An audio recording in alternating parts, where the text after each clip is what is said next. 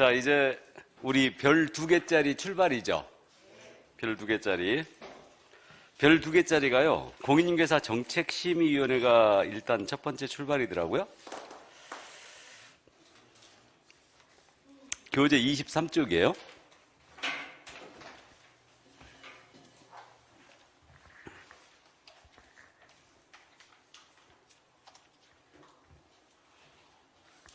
자, 이 공인중개사 정책심의위원회.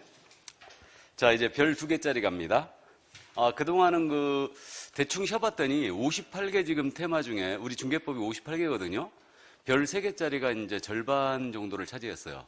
나머지 절반 정도가 이제 우리 별 2개 하나짜리예요. 그래서 이번 지금 3월달까지 일단 별 2개 하나 이제 정리를 한번 하겠습니다. 시간이 좀 남으면 별 3개짜리 다시 한번 갈 거예요. 조금. 자, 그럼 그렇게 이해하시고 공인중개사 정책심의위원회 보겠습니다. 이 부분은 지금 짝수회가 되고 있어요. 출제빈도로 보면 27회, 28회, 그 다음에 이제 30회, 32회 때 출제가 됐어요. 그러니까 지금 28, 30, 32회로 가서 지금 짝수회로 가고 있죠. 그러니까 33회 때는 일단 쉴 걸로 예상하기 때문에 별이 2개 된 거예요. 이거는. 자, 그러면 보겠습니다. 대표 문제는 조금 이따 보기로 하고요. 핵심적인 내용을 보죠. 자, 이 공인중개사 정책심의위원회인데 공인중개사 업무에 관한 사항을 심의하게 해요. 국토교통부에 공인중개사 정책심의를 둘 수 있다요. 그러면 이게 공인중개사 정책심의는 국토교통부에 둔다 둘 수 있다? 둘 수 있다요.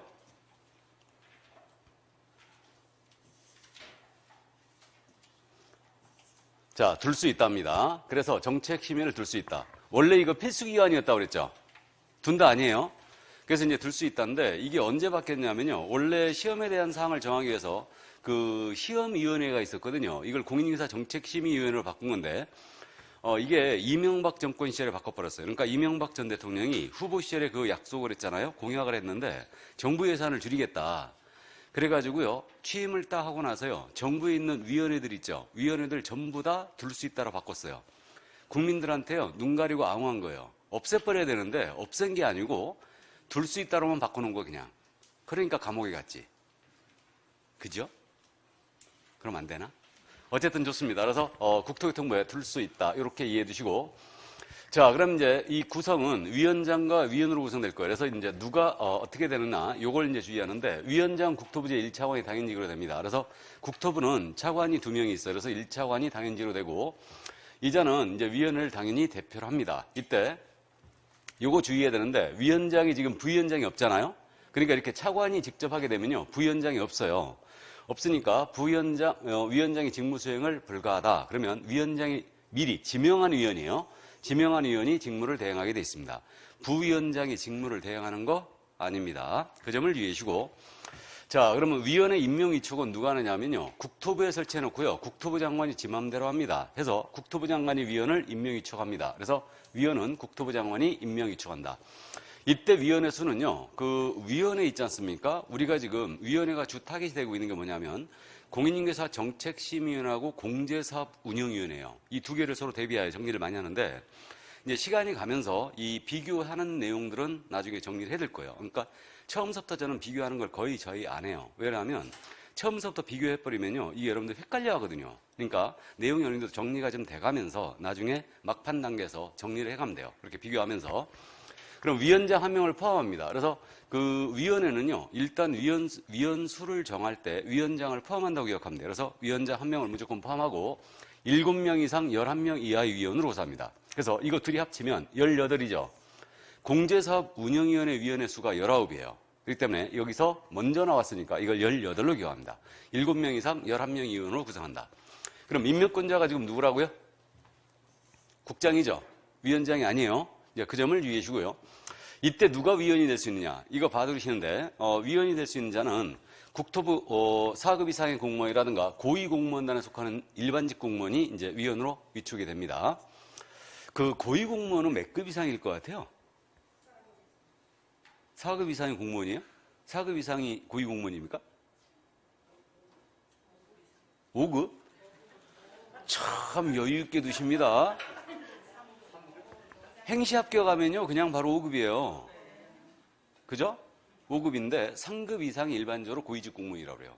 3급 이상. 그러니까 국장급 이상들이죠. 그래서 부의사관 정도, 그 정도 돼야지만 이제 고위공무원으로 속하는 겁니다. 그래서 어쨌든 좋아요. 그래서 이제 이들 중에서 이제 이촉을 하고요. 그 다음에 대학에서 부교수 이상의 직에 있는 자 있죠. 그 다음에 또 변호사 공인회계사의 직에 있는 자, 그 다음에 협회 추천자, 자격시험 업무를 위탁받은 기관회장의 추천자, 그 다음에 비영리 민간자체 추천자, 이렇게 되고요. 그 다음에 소비자단체 한국소비자원이 있죠. 여기에 임직원으로 재직하고 있는 자, 그 밖에 부동산 금융분야 학식과목 평부원역에서 위촉합니다. 있잖아요. 그래갖고 이것을 제가 언급을 한 적이 있는 것 같은데, 누가 위원이 될 수 있느냐, 이런 부분은 시험 지문에서 이걸 암기하지 말고요. 이게 공부 못하는 사람이 이걸 암기하는 거예요. 그러니까 암기하지 말고 이건 스킬입니다. 그러니까 누구는 위원이 될 수 없다라고 냈지 않습니까? 그럼 이 지문은 일단 O의 X예요. 예? 누구는 위원이 될 수 없다. 이렇게 낸 거예요, 그냥. 그럼 이거 OX. 이거 X로 치라고 그랬어요? 그러니까 출제자가 이걸 낼 때 굉장히 리스크가 크다는 얘기죠. 왜 그러냐면 보세요. 어떤 분이 모의고사를 냈는데 이렇게 낸 거예요. 위원이 될 수 없는 자 해가지고 공인중개사 자격이 있는 자는, 공인중개사 자격이 있는 자는 여기 정책심의위원회 위원이 될 수 없다라고 낸 거예요. 내가 이거 굉장히 뭘 하겠어요. 왜 그러냐면 이건 태클 들어갈 수 있어요. 실제 시험에 이렇게 내버리면. 왜 그랬냐면요. 그 밖에 부동산 금융 분야 관련 분야 학식과목 평부한 자죠, 지금. 공인중개사가 그런 자일 수가 있다는 얘기지. 그러니까 결국 출제자는요, 이들 중에서 될 수 없다라고 내버리는 거예요. 그래야 확실하거든요. 그러니까 결국은 시험 지문에서 누구는 위원이 될 수 없다라고 내면 이 지문은 일단 틀렸다고 감 잡고 가야 돼요. 이게 푸는 요령입니다. 뭔 말인지 아셨죠? 자, 그래서 이제 그렇게 풀어주시고요. 대신 이제 소비자원에 임직원으로 있는 자, 부교수 이상의 직이 있는 자, 그 다음에 변호사의 자격이 있는 자, 변호사는 웬만하면 들어가죠. 그렇기 때문에 이들은 이제 위원으로 추천될 수 있습니다. 그 다음에 위원의 임기는 공무원이 위원을 제외하고 몇 년으로 한다? 2년. 그 다음에 여기 이제 연임할 수 있느냐 없느냐 이런 거 없죠. 그죠? 그래서 이것도 말씀드린 것 같은데, 만약에 이걸 연임할 수 없다라고 내버리면 이 지문 틀렸다고 해야 돼, 맞다고 해야 돼요? 틀렸다고 하시라고 그랬어요? 그러니까 연임할 수 없다는 규정은 특별 규정입니다. 그러니까 일단 틀렸다고 하셔야 됩니다. 연임할 수 없다라고 하는 거는. 그래서 이제 그 정도 이해를 해두시고요. 그 다음에 새로 선임된 위원이에요. 이자는 그 전임자의 자녀기관으로 하는 거죠. 당연한 얘기고, 이거는. 그 다음에 이제 요거 재척 기피 회피에 관한 문제인데, 재척사유라는 것은 암기하지 말고 이해하자고 그랬습니다. 재척사유라는 것은, 해당 안건의 당사자, 이자와 배우자 관계가 있다든가, 친족 관계가 있다든가, 증언을 한 적이 있다든가, 자문을 한 적이 있다, 조사를 한 적이 있다, 감정을 한 적이 있다, 기타 이제 대리인, 임원, 이거 다 포함인데, 당사자와 관련이 돼 있다. 그럼 이제 재척사유에 걸리는 거고요. 재척사유에 해당된 위원은 스스로 회피해줘야 됩니다. 그럼 회피를 하지 않았잖아요. 그럼 국토부 장관이 해촉할 수 있어요. 임명권자가 국토부 장관이니까 해촉도 누가 해야 된다? 국토부 장관이에요. 이렇게 되는 거고. 그 다음에 이제 당사자는 기피 신청을 할 수가 있습니다. 이렇게 돼 있고. 자, 그 다음에 이제 간사를 위원장이 1명, 소속 공무원, 국토부 소속 공무원 중에서 1명을 지명을 합니다. 이게. 그래서 이 정도 이제 구성 이해를 해 두시고요. 자, 그 다음에 이제 심의사항을 우리가 기억을 해보는데, 여기서 심의사항은 시험 등 자격 취득에 관한 사항을 심의합니다. 다음에 중개업 육성에 관한 사항을 심의하고요. 다음에 중개보수 변경에 관한 사항을 여기서 결정하죠. 나가서 손해배상 책임의 보장에 관한 사항, 보증 설정 금액. 그러니까 이번에 지금 보증 설정 금액을 올렸지 않습니까? 여기 심의를 거치게 돼 있죠. 그래서 이렇게 돼 있고, 그럼 여기 심의사항 중에요, 시험 등 자격 취득에 관한 사항을 정했어요. 그러면 시도의사는 이거 팔로우하라고 그랬죠. 그래서 시험에 관한 사항을 결정하면 시도의사는 팔로우한다. 그럼 여기에 지금 나타나지 않는 사항으로서 우리 시험 제도에서 여기 의결사항이 뭐가 더 있냐면요, 이거죠. 국토부 장관이 직접 시험을 시행합니다. 이때는 공인중개사 정책심의위원회 사전 의결을 거치게 돼 있죠. 기억나세요? 이렇게 돼 있고, 그 다음에 또 시험은 매년 1회 이상 시행하죠. 1회 이상 시행하게 돼 있는데, 당해년도 시험을 치르지 않는다. 시험을 시행하지 않습니다. 당해년도 시험을. 그럼 이때는 의결을 거쳐야 되죠.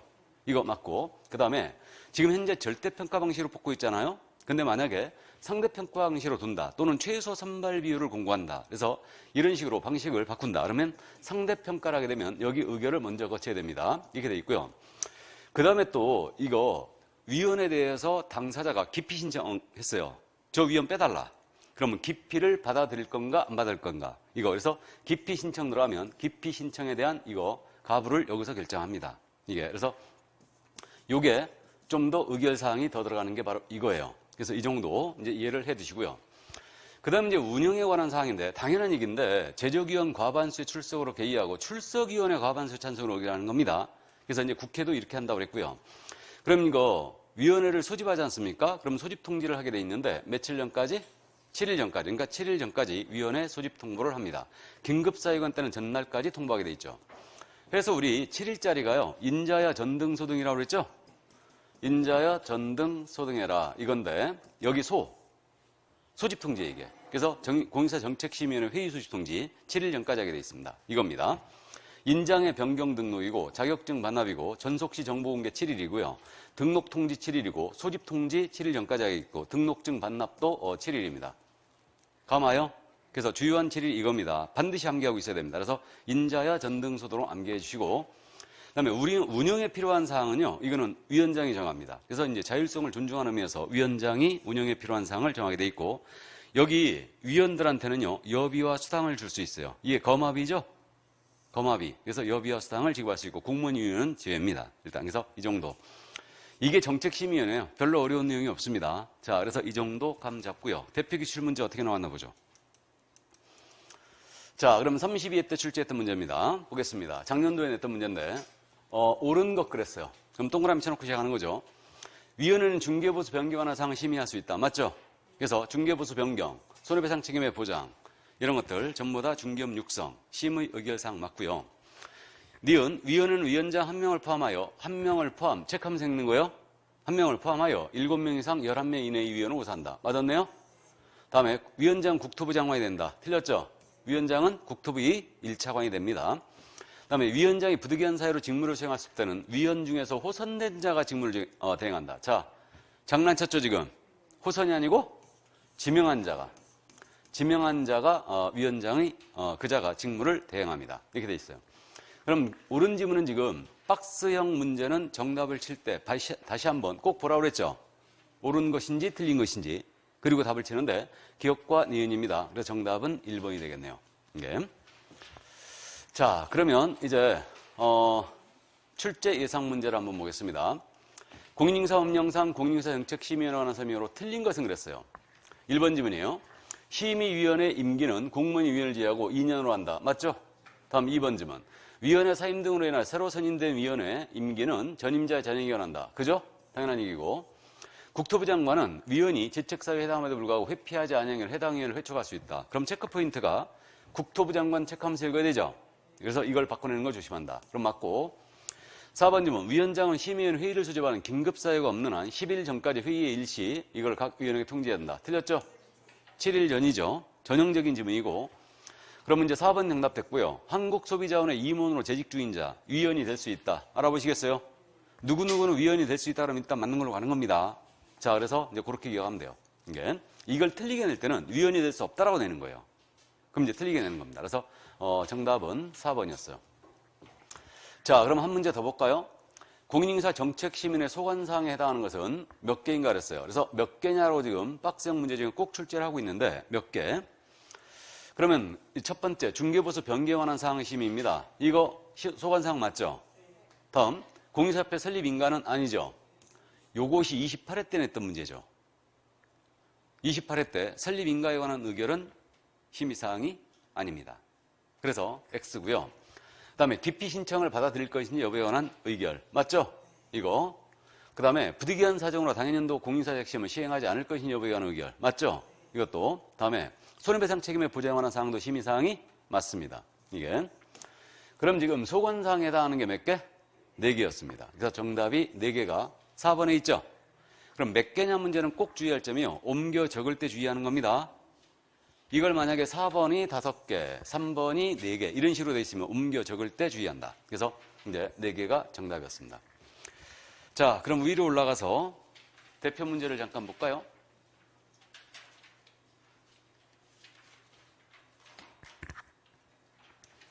자, 그럼 대표 문제 보겠습니다. 공인인사법령상 공인인사정책심의위원회 관한 설명으로 틀린 것은 1번 질문이에요. 심의위원은 국토교통부에 둘 수 있는 임의기관이다. 맞죠? 2번 심의위원회 위원장 국토부 장관한다. 틀렸네요. 그래서 2번 정답 됐고요. 3번 심의위원회에서 공사시험 등 자격 취득에 관한 사항을 심의하는 경우는 시도의사는 이에 따라 해줘야 되죠. 맞고요. 4번 심의위원회 위원은 국토부 장관이 임명 또는 위촉한다. 맞습니까? 그래서 위원은 국토부 장관이 임명 위촉한다. 다음에 5번 심의위원 운영하라 필요한 사항은 심의위원 의결을 거쳐 위원장이 정한다. 맞아요?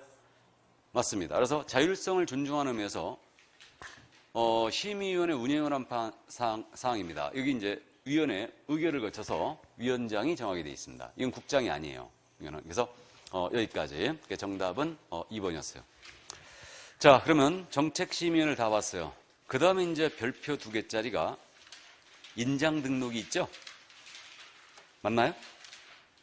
인장 등록이 별표 2개일 겁니다.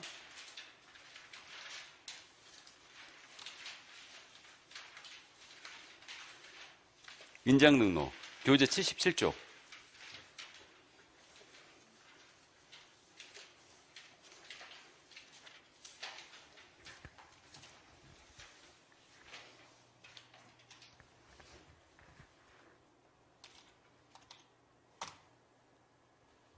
자, 77쪽 인장 등록을 보겠습니다. 폈습니까?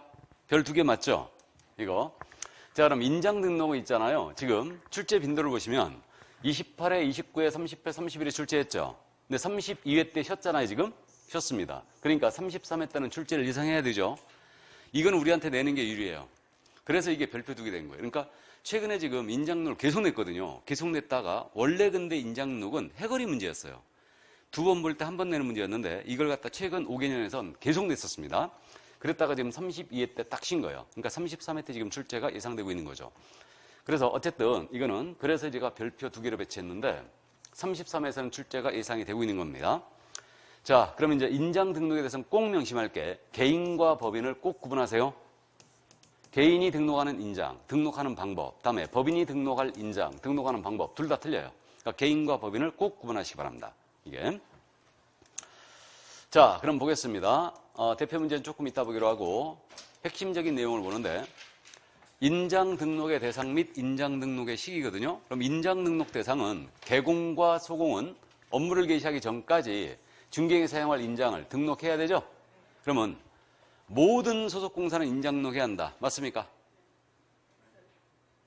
아니, 모든 소속공사는 인장 등록해야 한다. 맞잖아요. 맞습니다. 근데 모든 임원 사원인자는 인장 등록해야 한다. 이건 틀렸죠? 그러니까 자격증이 없는 임원 등록할 필요가 없죠. 근데 모든 소공은 인장을 해야 됩니다. 그러면 소공이 사용할 인장은 소공이 등록할 의무를 부담하는 게 맞아요? 소공이 등록하는 거잖아, 지금. 주어가 개업공사 및 소속공사는 인장 등록해야 된다 그랬죠, 지금? 그러면 소공이 사용할 인장의 등록은 소공이 부담하는 의무예요? 맞습니까? 근데 소공의 자격증 기시는 누가 해야 된다고 그랬어요? 개공이 해야 된다고 그랬습니다. 그래서 이제 그걸 구분해 놓으시고요.